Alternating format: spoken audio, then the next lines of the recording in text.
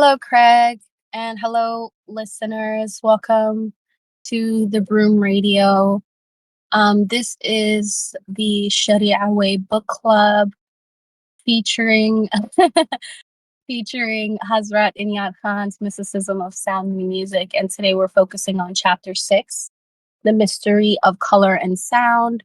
The read aloud has already been posted and shared, so we've already kind of taken care of that part. And today I'm holding space for a bit of exegesis and dissemination of this chapter. Before we started recording this container was fluffed and primed with um, an informal Zikr circle where we invoked the divine names. And so now that we're kind of in this kind of, I would say, like consecrated container, I feel like it's a very, very primed space to pick up and discuss what parts of chapter 6 stood out to us. And so I'd just like to welcome anyone who's here or listening asynchronously to hi, to skim or scan any portion of chapter 6 that really spoke to you, really stood out to you, was a cause for pause. And I'd like to elevate any of your own breakdowns so that we can discuss it together. And thank y'all for being here. I appreciate it.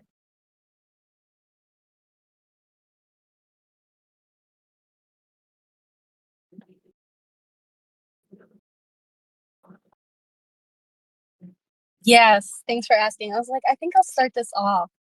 Chapter 6 was really interesting to me. Um, in a couple of different ways. I actually have a few spaces that I highlighted, but I think um I kind of want to just speak to like the framework being presented in chapter 6 in some parts where there seems to be this presentation, and this could just be me focusing on Hazrat Inyat Khan's like narrative style, but it seems to be like the writer or the speaker presents these affects of like color and sound and how people interact with them in the mundane way, and how we kind of like how humans have this propensity to qualify things by the texture of the sound or the texture of their colors, and how we also have an affinity to different colors.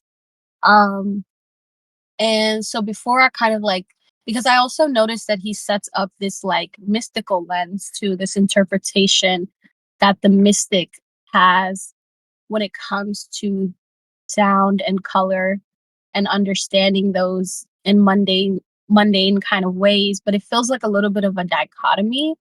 And I kind of want to present that first and see if we can see ourselves in what he's saying or maybe not.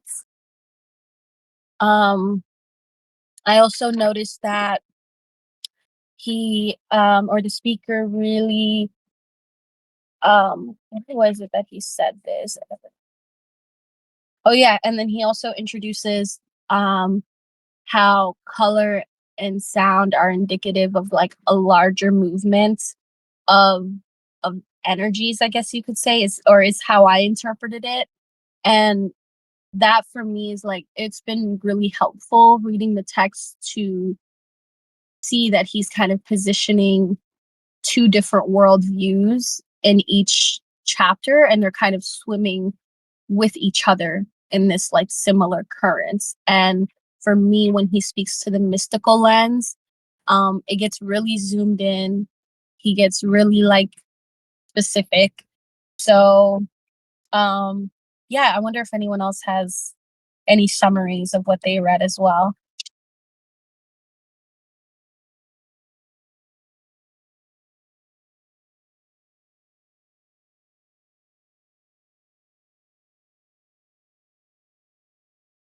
Having a hard time finding the words, so I guess I'll take a stab at just talking and hopefully it comes out in the rambles.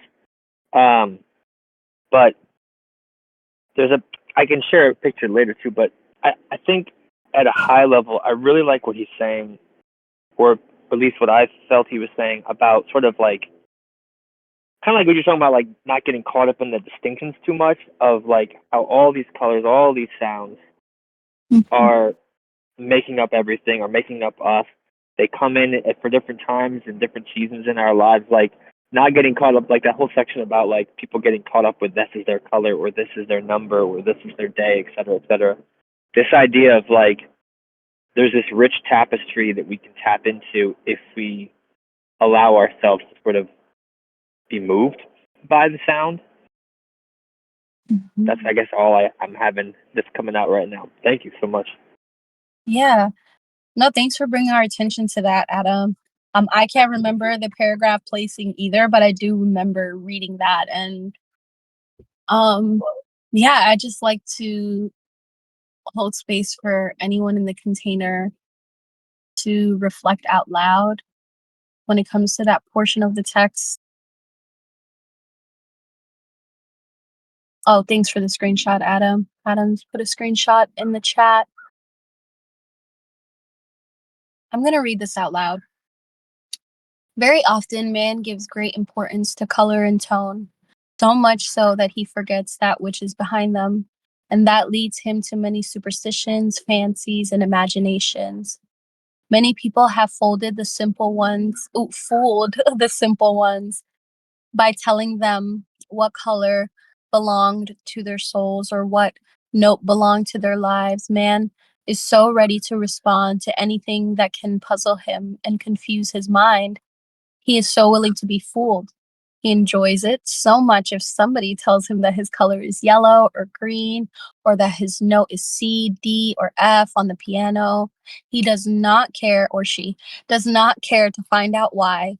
It is like telling somebody Wednesday is your day and Tuesday is some other person's. In point of fact, all days are ours, all colors are ours. It is man who is the master of all manifestation. It is for woman that to use all colors and tones. They are at her disposal, and for her to use and make the best use of it, or best of. It would be a great pity if we were subjected to one color and tone. There would be no life in this. It would be a form of death. The staircase is made for us to ascend, not for us to continue stepping in one place. Every step is our step, if only we take it.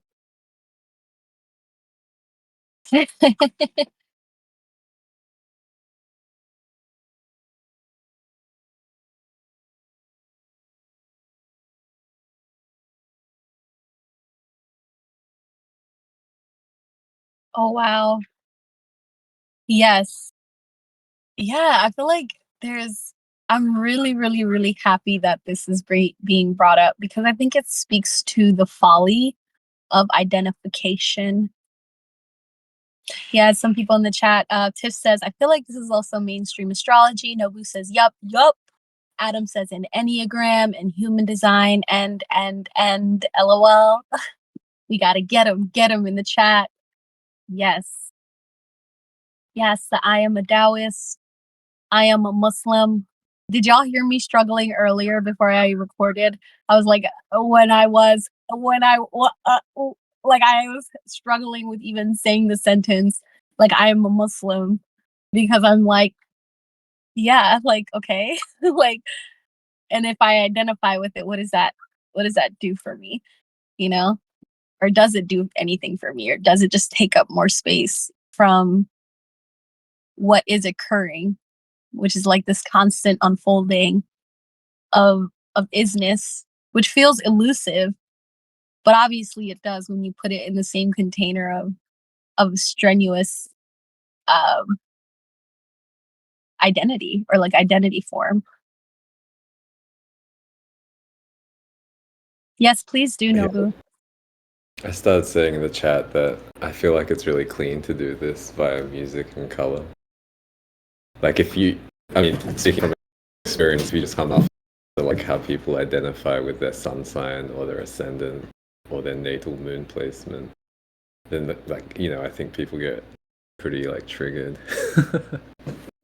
Yeah, But I feel like you talk about like, oh, like imagine if you're only allowed to speak in like C or something.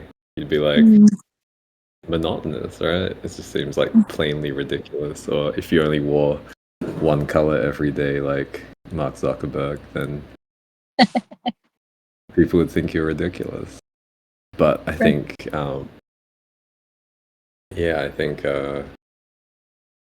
if you're ready to extrapolate what he's saying to other forms of identification, or like we were talking about religion, but even if people were just like, I have ADHD, or like that's okay, like that's accurate maybe. But if you are like, I am bipolar, Mhm. then I feel like that's a level of identification which is perhaps even more insidious. Mhm.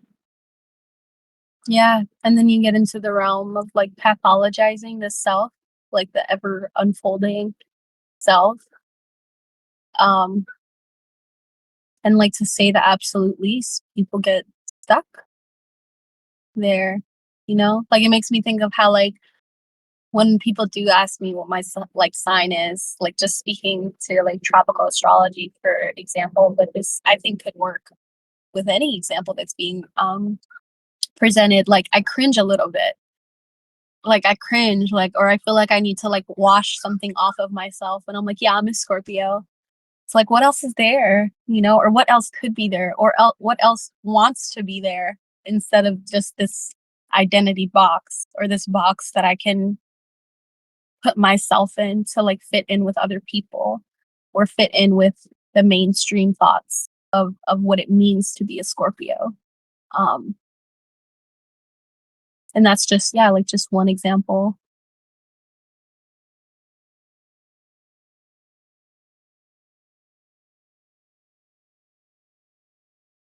I also feel like it's worth saying again, like with the musical analogy, it's like knowing that there is an affect on my field based on the fact that I was born when Pluto was at the midheaven for me also doesn't mean that I avoid being Pluto at the midheaven, like, right?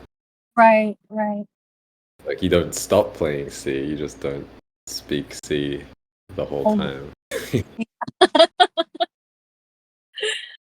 yes. Yeah, there's, like, more range when it's, like, yeah, different polarity of attachment. Definitely, thank you for saying that, I agree. Yeah, and I think that's, like, the difference for me when I'm like, "This is a lens." Like, a lens is, like, a window that I'm looking at in a museum, or through, um, in a museum of other windows or lenses that help me perceive reality, whereas a box, you know, or an identity form, or a concept of oneself is like, to me, I don't know. How does that feel? I mean, I know how it feels to me, but how, I'm kind of curious how it feels to y'all. And maybe, like, to kind of borrow off of a little bit what Nobu said, like, how does sound and music allow you to crescendo up and through the range of yourself in a way that strenuous identities can't, if that makes sense. And I can reframe the question in a different way as well. But I guess, yeah, what I'm asking is, like, what does music and sound accomplish that concepts can't?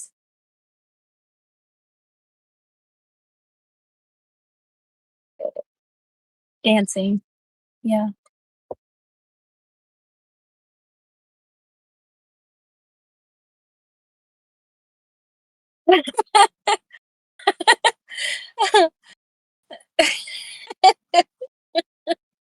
Nobu says, let me put on Carl Jung. Well, let me put Carl Jung on and groove.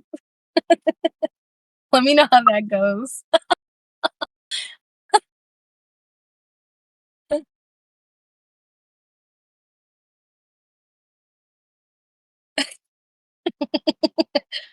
Carl Jung's hips don't lie.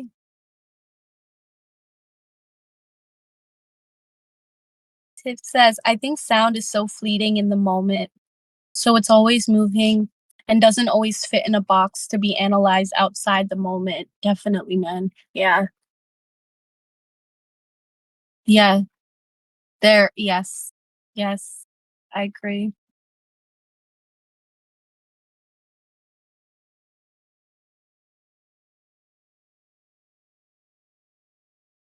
Like, when you share a song with somebody or, like, even when you're, like, jamming with yourself, I feel like there's this place that just to kind of reflect what Tiff said a little bit more, there's a place for me that, like, music can take me, like, in the depths of my soul that, like, astrology just can't. Adam says, "I love how this question brings up much for me. Not none of it I can find words for right now. Take your time, take your time." I feel like that's probably because 'cause we're in a very liminal space, but Yeah, I thought you were gonna like say the same thing I was about to say, but it's like I think everyone's had that sensation where it's like you have this song that's been stuck in your head for a while, and then you like hop into your homie's car, and you're like, okay, I'm gonna put this song, and then it's just like a different context, right? It's like a different yeah. container, and I Mhm. feel like it really brings home like that feeling of every context calling for a different sort of melody, you know? Mm, definitely. I like how you put that, like, every context calls for a different melody, definitely. Yeah, and, like, even, like, in the context of, like, playing music with your friends, like, if you and your friends are, like, going to hang out at the park and, like, have a picnic, um, the music for that kind of outing might be different, whereas if you guys are, like, getting ready to go to a bar and, like, to somebody's, like, kickback, the music might be different, but it's always the medium, even if the context as the context changes, not even if. The context will change, definitely, but music kind of has that staying power that can braid itself throughout context without having to anchor or sort of build up expectations of what that context should be or ought to be. Um, and so it's really powerful in that respect. It also music has this like ability to draw out the perfume of our memories. I think in the same way that sound does. Like if I say a certain thing, and I think it works in the context when people are like, I'm triggered, but then there's also this other part where like this other side of that, where like earlier, like Tiff had mentioned the tavern, for example, and it just literally brought me to this place in my memory that was a shared space among 5 or 6 different people. And it just like I couldn't do that if I was like, oh, I was just a member of that Discord or like I was just a member of this. If I tried to go at that memory from the identity context, I would really struggle.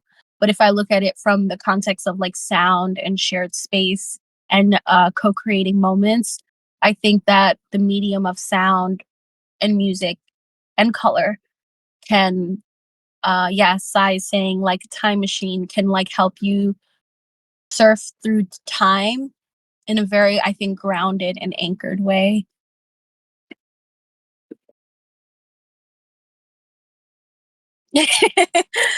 Yeah, some chat's happening in the chat.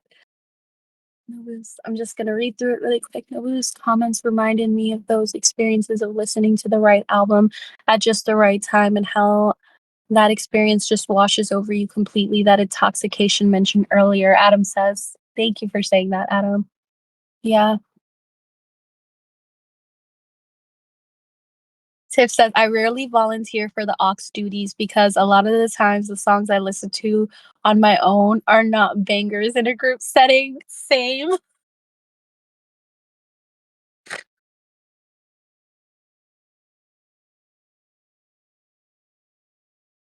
I'm always like liable to kill the vibe. Sai says, yes, music feels like a time machine. I agree. Thank you for saying that, Sai. Moyugi says another quote I'll be using. Nobu says, oh, Radiohead's Creep wasn't the vibe? Okay.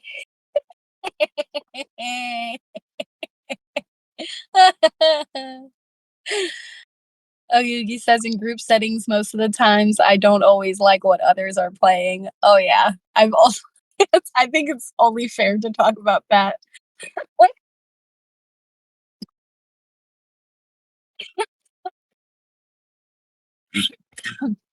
yeah, there are moments where I'm like, "What are we doing? Why are we listening to this? You alright? Do you wanna talk about something?"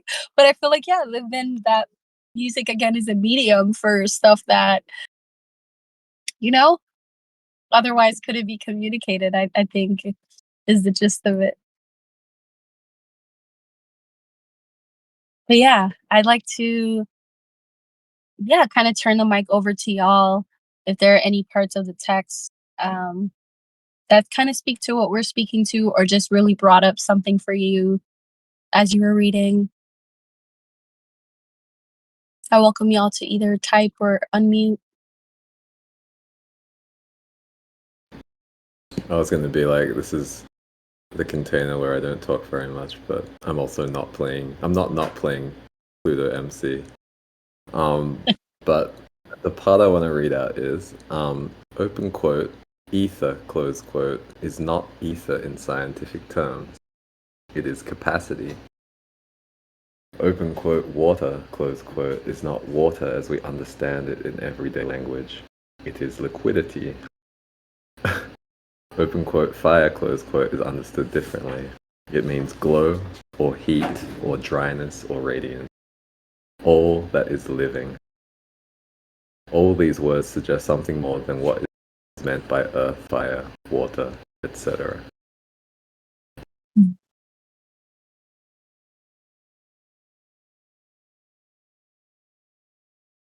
I love that part. I was trying to find it in my text, but that's a bar. Yeah. What does that, evoke for y'all?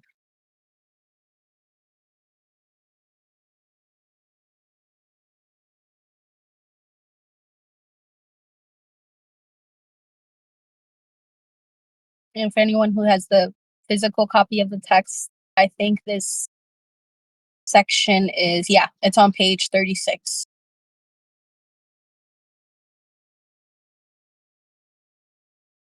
Adam says, "The majesty of what's behind everything." Mhm.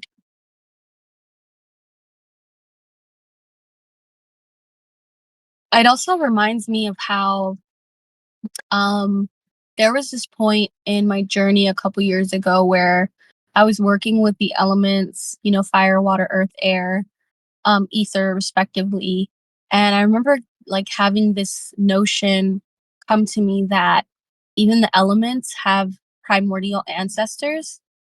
And I was kind of shown this like map of how um, different combinations of elemental marriages, let's say, are what are what like kind of precipitated fire as we know it on this um physical uh physical realm, as water as we know it on this physical material plane, air and so forth and so on.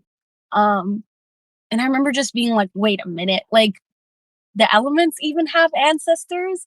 And I wonder if that aligns with what you guys are kind of getting from this paragraph at all. Yes. Oh, thanks for remembering, Nobu. Yeah.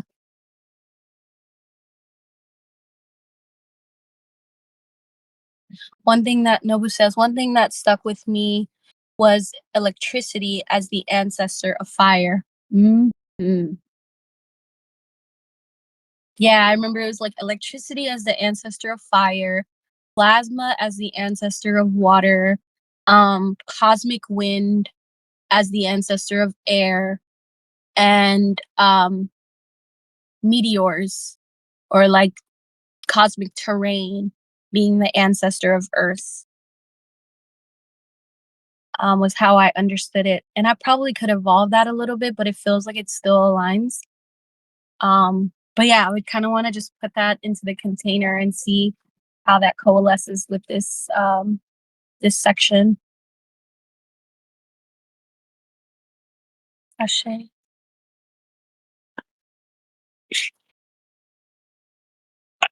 Yeah, so I mean, I feel like there's so many places we could go from this level of vastness, but I guess like what you were saying about ancestors of elemental energies, it reminds me of just the idea of like densities of perception, or like universes within universes, or like the matryoshka view of reality. Um, and I feel like, I mean, for me, the text alludes at this when earlier in the earlier chapters where he's talking about like all of the different stories from different wisdom lineages where, like, let's say God saying let there be light, or the idea of like Nada Brahma as like the primordial god of sound and the creator. Mhm.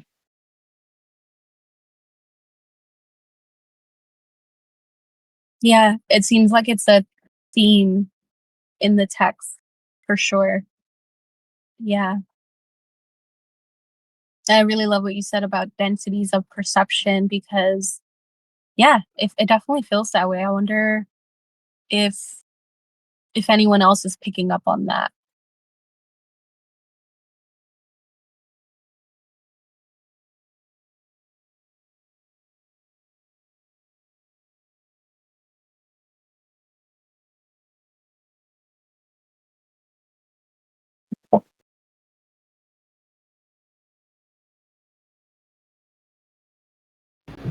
I guess like to localize it in my body, something that comes up is how, like the ideogram for ki or chi is said to be a depiction of steam rising off of rice. Mm. And it's like, like steam tends to come off of rice when we cook it with fire, but we don't literally have like little fires in our body which are digesting our food, right? So Yeah. you could almost say that, like, if fire is like an elemental energy in our universe, then in the universe of our bodies, in the interior universe of our bodies, you might say that, fire is the ancestor to like acid or something like that, which is breaking the bonds of Mm. our releasing energy. Yeah. Wow. I really appreciate this like microcosmic lens that you kind of like are offering as well. Because I think I was kind of going at it from like micro to macro.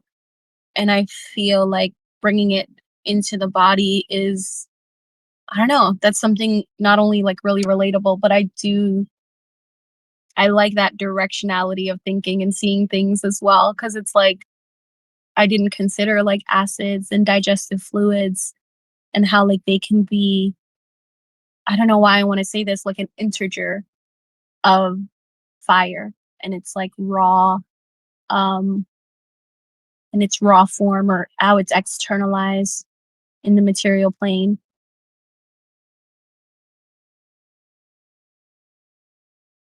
I'm always thinking of things in like a family system. So I'm like, okay, if there are like ancestors and primordial ancestors, then there are probably like cousins and siblings of these elemental identities. Or I shouldn't even say elemental identities. Um, elemental blueprints.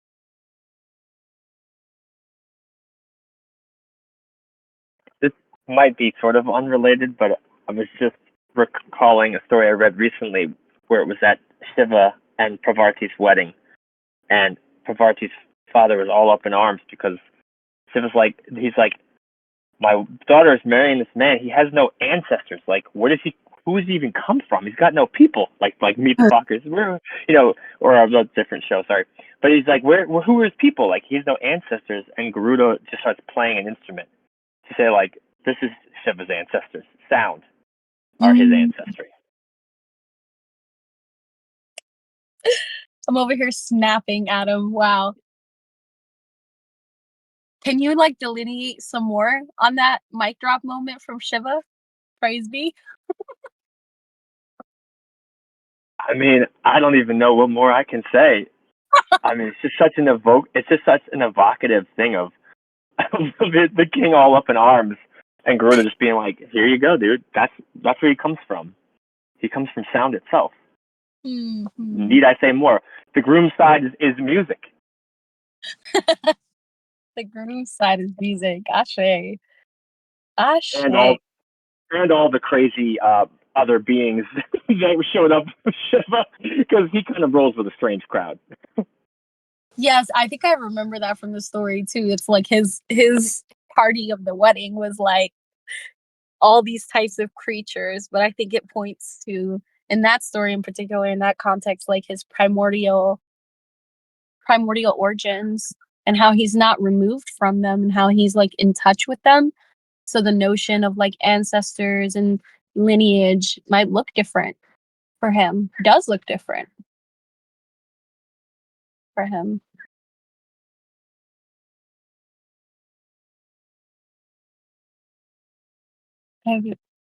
Unintelligible beings. Nabu says, I've Shiva pilled my father and his girlfriend into making a Shiva altar at one of their gates. Ashe. I hope it's okay that I said that out loud.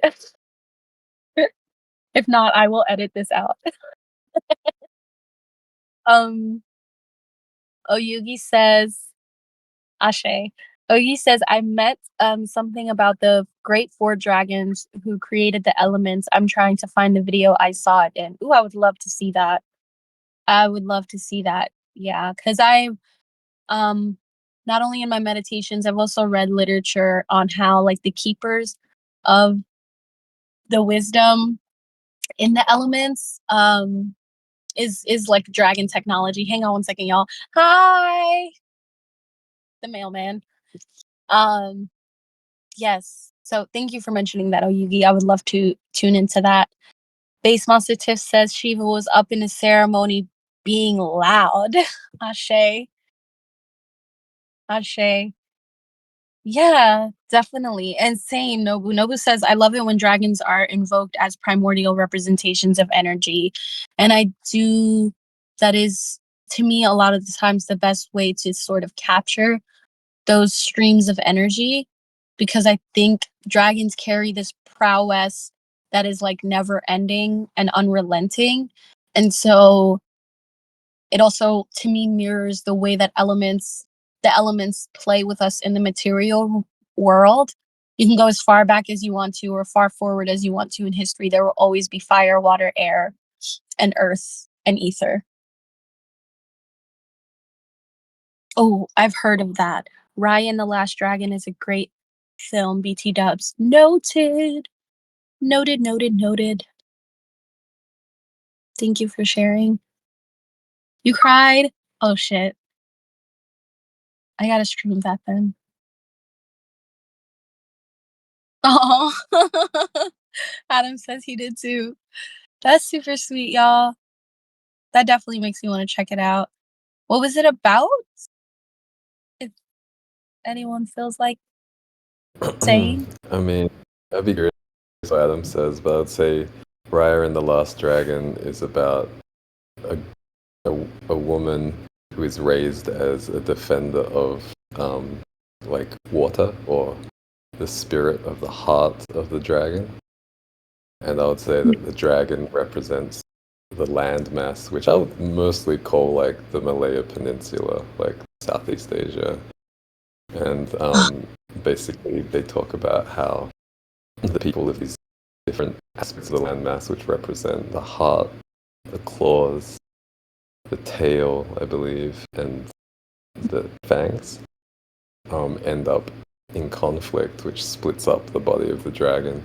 And when the spirits of the dragon are not there to defend the people, they end up being turned into statues, which are like, you know, they get turned into statues which are prostrate in positions of worship. But I would say in positions of worship towards the sun and not the spirits of the land. Mm, wow. That also sounds like, not to like go crazy, but I feel like that has like a very huge puzzle piece of Earth's history in it, in the way that you laid that out.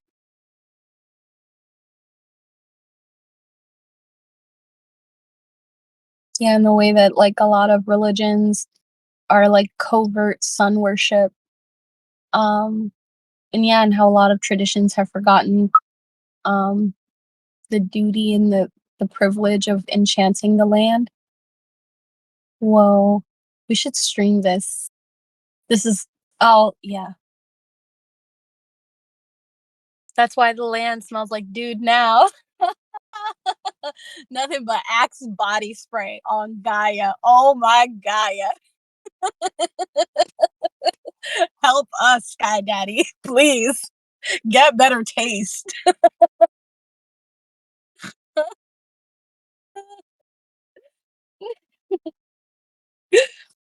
Hmm. Axe fucking body spray. Yeah, man. Man, officer, spritz of agua de Gio. Yes,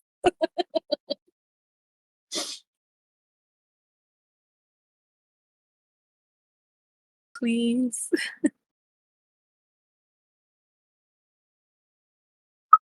Adam says the only thing that I'll add is it's also a meditation on trust, both the dangers of it to dismember further and the power of it to unify. Wow.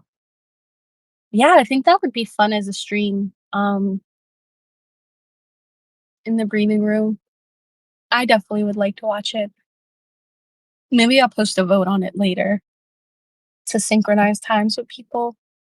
Um yeah, I want to kind of bring up one more thing about the text. I think it's the paragraph before the paragraph that you read, Nobu. Ooh, Tiff shared something. Okay, let's play with that first and then I'll share my section later. Tiff, do you want to read the section that you shared and what you thought? Yeah, thank you. Hello. So the section reads, question: what is the difference between sound and color? Answer: sound and color are one. There are two aspects of life. Life and light are one. Life is light and light is life. And so color is sound and sound is color. But where sound is color, it is most visible and least audible. And where color is sound, it is most audible and least visible. You can find the unity of color and sound by studying and practicing the science of the culture of breath. So that was I think when he was talking about the like sound and color being one and like where they become each other, it's like sound is most visible when it's becoming color and vice versa for color becoming sound. So that made me think about how like the light spectrum is all like it's all measured in like a certain things per second. So like if time is constant, then like the spectrum kind of crosses over where like light energy gets dark enough and the wavelengths get slow enough where like you're not. I think light and sound are both measured in hertz. I don't recall. But like yeah, light gets slowed down enough, it becomes like audible sound. That's like when you got your electricity plugged in too much and your ears start ringing a little bit. That happens to me sometimes. Um and like so similar like I think once sound slows down from like vibrations to beats, like that's another crossover, but like then you can like feel it. That's so now you got like touch comes into play.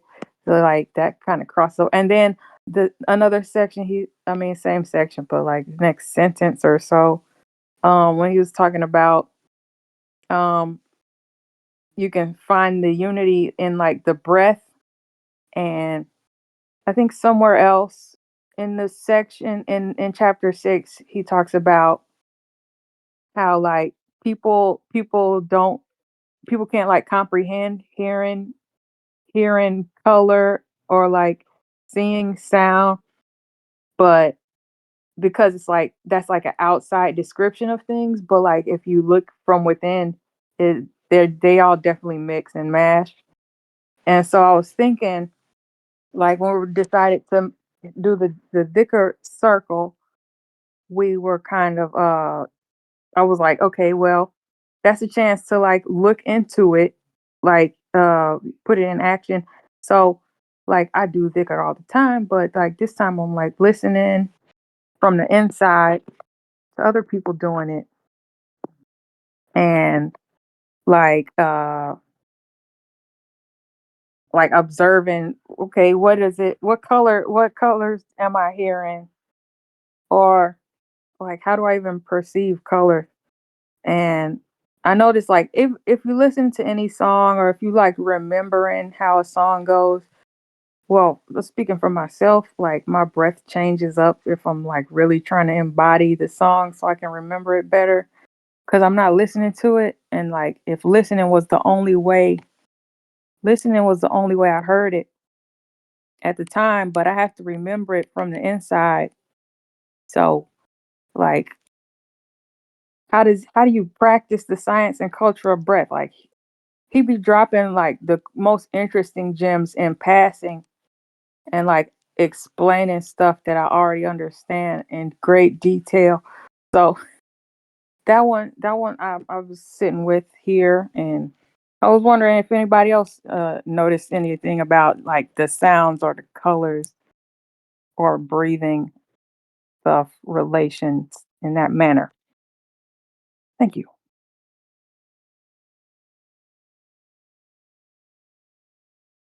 Yeah, I really love that question, Tiff, and how you formulated that. I feel like that was like a transmission.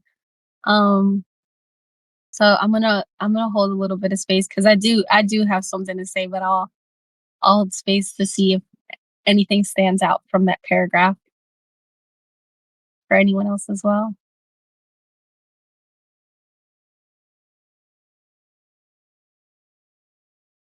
I think I was Yeah, also equal to what he go said. on. Oh, Sorry. yeah, I just and the culture of breath is also like a hanging thing for me right now too. So, but yeah, go on. Yeah, I guess I really liked what Tiff was saying about light slowing down and becoming sound from color, and then there was a little bit of discourse in the chat about. I mean, like what it got me thinking about was like, okay, like if we're talking about the root of like the scale is say 432 hertz or 440 hertz if you play that, um, then like what's the frequency of like the rotation of Earth? And I did a little calculation. I think it's correct. 0.000115 hertz, and like the frequency of the Earth going around the Sun one whole time is 0.000000317 hertz, and it just kind of got me feeling into like what the sound of like our solar system might be. If that makes sense. Or how dark it might be. Ooh, I love that question. Mm,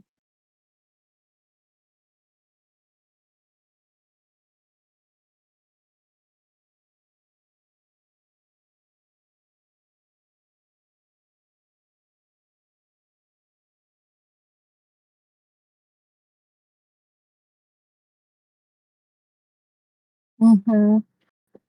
Yeah, I think that's what I'm sitting with too. It's like, yes, that's exactly what I was thinking of. In the chat, Nobu says, also got me thinking about types of breath. Like daytime is an inhale and nighttime an exhale.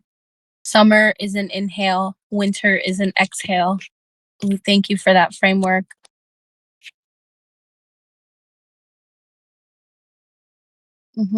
I was also extrapolating that same process onto the cosmos.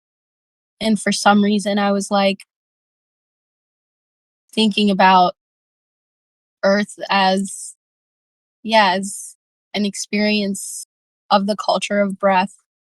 And for some reason, the image of an eye blinking um is what like matriculated for me as I thought about like how to calculate um the cosmos, or like the speed of, or the rate of rotation in the cosmos, which feels a little abstract, but it feels like it's speaking to, like, if we have the culture of breath in the container, it feels like the image relates to like the culture of perhaps light and sound, um which I also felt coming from like Tiff's transmission as well. Oyugi says this aligns: sunrise is creation, sunset is giving and releasing. Hmm. Yeah.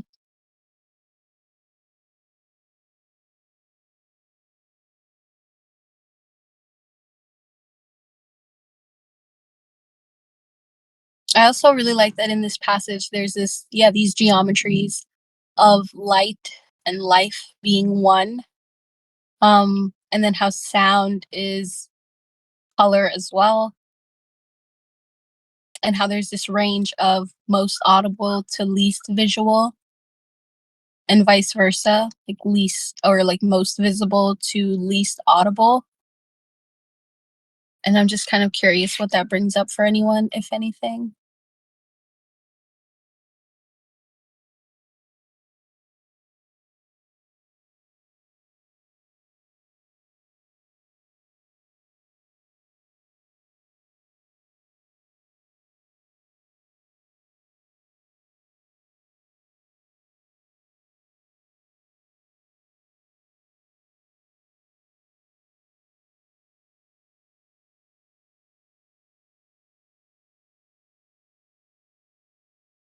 I see Adam is typing in the chat.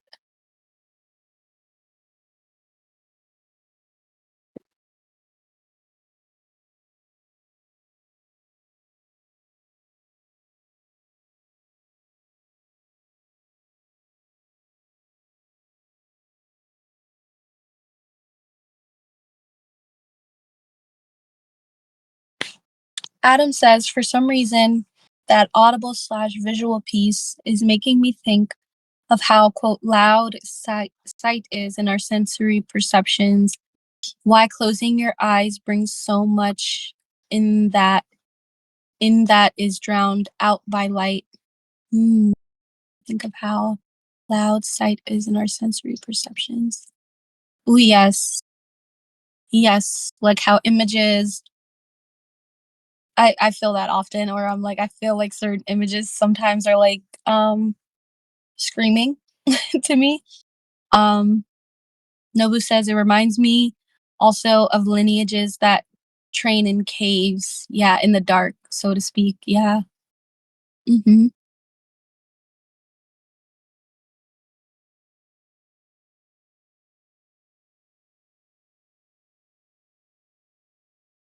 Oh yes. Oh yes. Tiff says, I think about the amount of feeling that can be evoked when a song gets soft and quiet and makes you radiate warmth in an invisible glow. Yes. Well, thank you for saying that.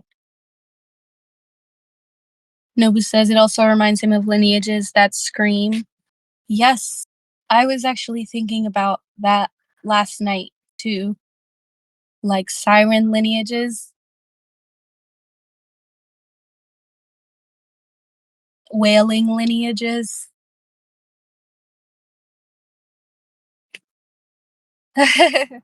Nobu, oh, Yugi, thank you for saying that. Nobu also shared a tweet of his saying, "Silence is sacred, and space is semantic."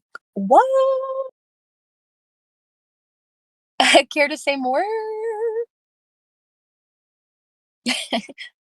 I mean, I just felt called to say that a few days ago, and I guess like what Adam and Tiff were saying kind of feels it out a little bit, right? Like silence is sacred because in some ways it opens us up to something that we don't get to see a lot of the time. Definitely. Yeah, agreed. And it's like it's interesting because all these notions of like impressions are like are like I don't know, because I'm being brought to the like mystical lens that I spoke to earlier, that the speaker of this text, the writer of this text, however he'd like to be referred to, that is, um, often brings in the mystical lens as a way to sort of situate the reader um, into what I feel like are space times where people can sense into all these different nuances and textures that he's bringing in, like into the text. Um, and it feels like the tweet is also like a summary of that, and also speaks to, and maybe Hazrat Inyat Khan is never going to say this in the text, or maybe he has already, but it does feel like there is a primordial reality that he's helping us wade through in a way. um and I think for me it's not only just affirming, it's like really mm, applicable, because I think people like we have experiences with music and sound and color and light every single day. So these are like parts of our human experience, but it's also like he's saying like parts of our human experience are inherently mystical. And I wonder how that um lands for y'all.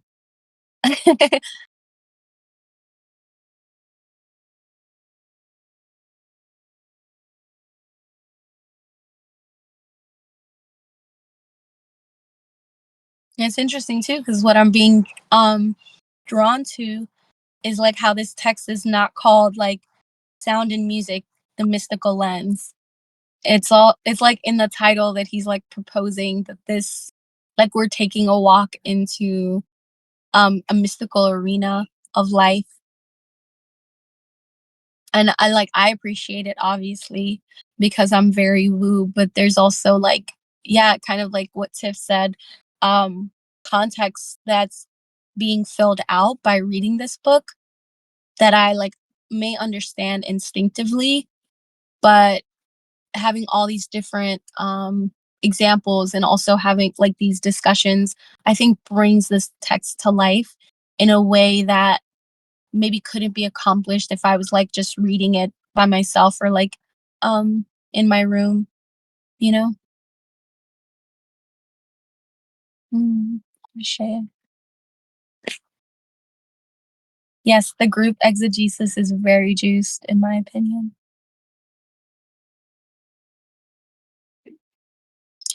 Adam says, yes, I like how this chapter is titled The Mystery of to facilitate that process. Yes, it's like this is the area that we'll be walking down right now. So I appreciate that. Oyugi asks or says, I would like to hear your thoughts on synesthesia or synesthesia. Ooh, I have actually not that many thoughts on it. Nobu says, LOL, frequency plus phase shifting. Same with clear senses. So like synesthesia to you is like frequency and phase shifting? Mm, thank you. Yeah. Yeah. I'd say I experience synesthesia like when my sense of self can be distilled to being part of like the greater whole. And when that veil drops, I experience this kind of like how we were speaking to earlier, how like there's these primordial threads that are connected to the elements as we understand them. and I'll experience synesthesia when the veil is kind of pulled away, and I can see or experience or sense, even smell or even taste the, what do I call this? The place where these primordial energies meet. Yes. Nobu says, like, when Frank Ocean sings with himself by pitch shifting one part of the parts of a couple octaves higher. Yes. There's also some singers who can do that at the same time, like Lala Hathaway, which is like every time she does it, I'm like, I just I'm like in awe. Like her voice does it naturally. Donny Hathaway's daughter. And I literally am verklempt just thinking about it because I'm like, this it's amazing what the human voice can do. Thank you for reflecting, Adam. Oyugi says, I experienced it while listening to ASAP Rocky's testing for the first time. What was that like for you, Oyugi?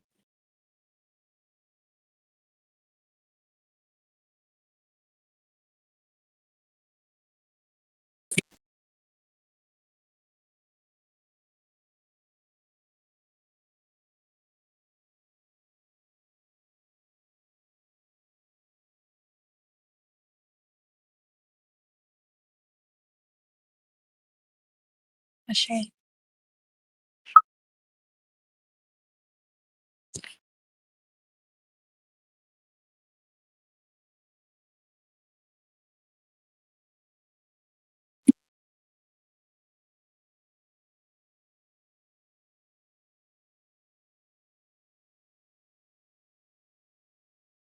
Oyugi says it was a beautiful experience. It was like I was in a park and the music was alive. Ooh, thank you for saying that. Ashay.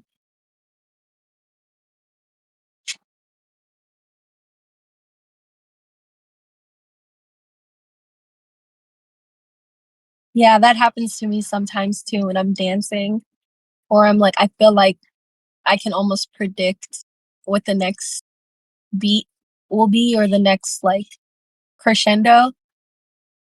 And I'm like, wow, like I'm sound right now. Like I'm embodying sound. Kind of like what Tiff said earlier. Like when I really get into it, when I step into that fold, magic really happens.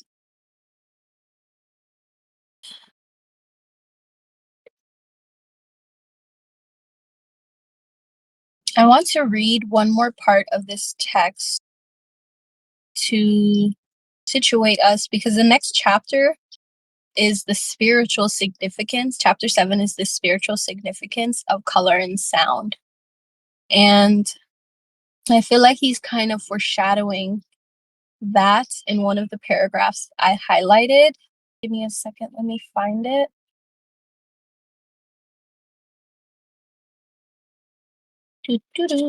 Oh, yes. So it's on page 36. It's the second paragraph. And oh, Yugi, I love that question. I'm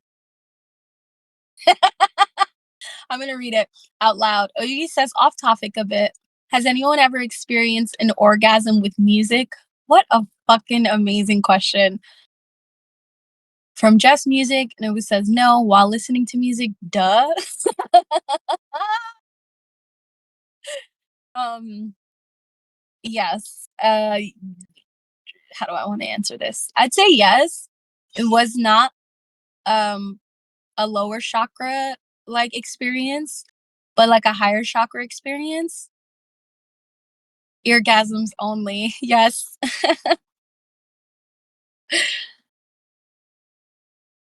Yeah, I haven't had like I guess like in the sense that I've listened to music and I've cried and it may have released the same sort of chemical subset of you know whatever hormones get released is what I want to say. But yeah, it definitely was like almost a synaptical experience as opposed to like a lower chakra, like now I need a good smoke kind of experience. Which is, I mean, listen, if you have that experience, keep that. Like keep that locked in your Akash because you're gonna need it.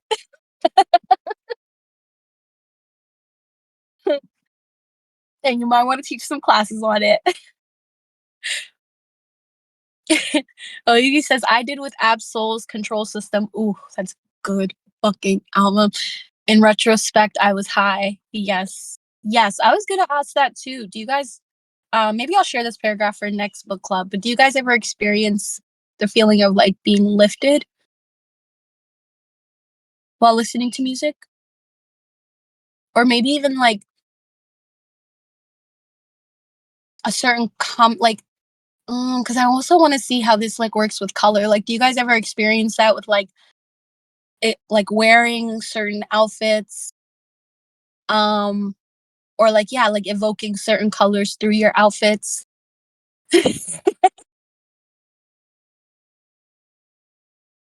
Sai says yeah. Nova says the mysticism of indica and sativa. Yes, Lord. I really would love to have actually a smoke session container in the shariaway. I'm just going on record and saying that out loud. Yes. Tiff says, oh wait, no, Adam says not lifted per se, but a lightness, ashe. Tiff says, yeah, I've caught a sudden overwhelming sensation, but it started from a different location in my body, so I wasn't sure. Yeah, definitely. Sai says Li Wang, whoa, hold on. Li Wang Wansky's music does it for me. Ashe. Adam says, heck yes. Tiff says being high is an important setting for some music to really slap. I agree.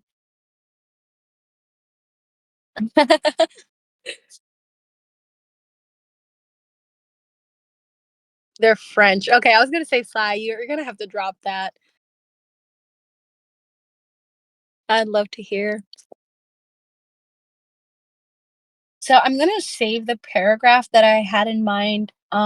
I might just meditate on it some more and see if I can fold it into next week's discussion. Um, wow, the next couple chapters, y'all, are really good. There's chapter 8 is about the ancient music.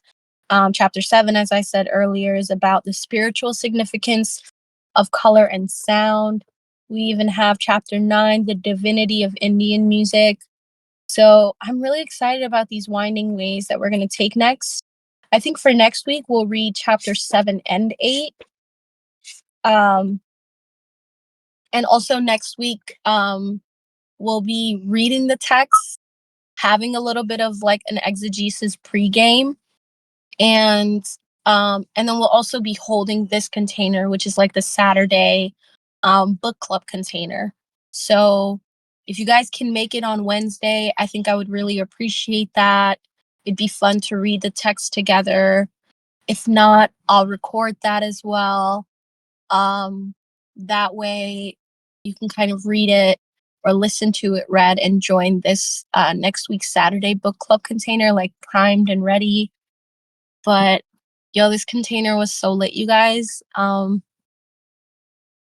really appreciate you guys just kind of mind mapping and like somatically mapping the contents of this book. I'll also say the first couple chapters were not giving, but as we dive deeper into this text and we're kind of getting more comfortable with the context, at least for me, that Hazrat Inyat Khan sets up for us, this text is proving to be a really, really great choice. So again, I want to thank y'all for just reading this text and going along this journey with me. Yeah, and I hope you guys have a great rest of your weekend. Take care, everyone. Bye.